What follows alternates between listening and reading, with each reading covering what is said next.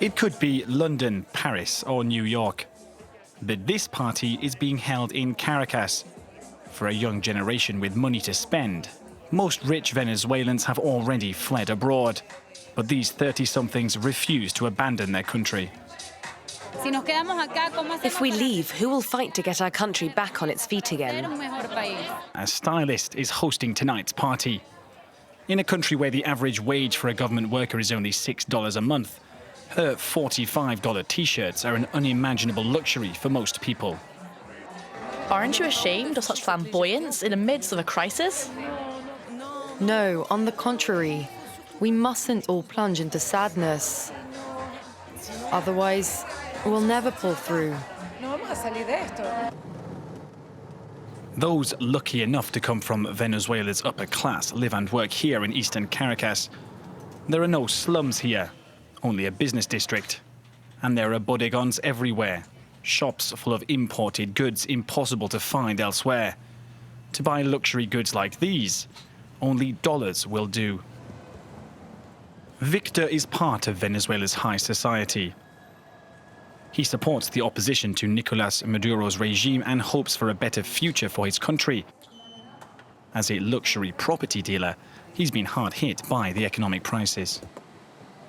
Lots of businessmen who earned $30,000 per month only earn about $1,000 now. The revenues are in free fall. Yet we're in a country rich with petrol, and the business potential should be huge. Most Venezuelans spend on average 4 hours every day standing in line just to feed themselves. Basic ingredients like flour and sugar are nowhere to be found. Moved by the sight of so much poverty, Victor decided to set up a charity to bring food to the slums of Caracas. Several of his friends, from the upper class like him, are also helping out.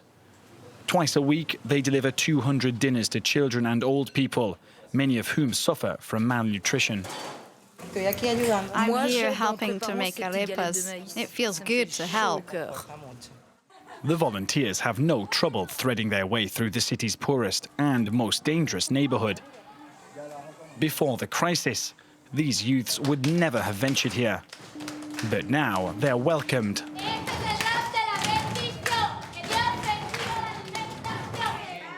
For these children, it's their only full meal of the day. It's also an opportunity to spend time with grown-ups. The meal is filmed from every angle. And the charity's members, lawyers, television hosts, comedians are all social media savvy. We put these clips on social media. That helps us collect donations. People see how their money is used. That's brought the charity to life in 2 months. State aid is virtually non-existent. But in Venezuela, solidarity is sacred, and initiatives like Victor's are spreading to stem the humanitarian emergency.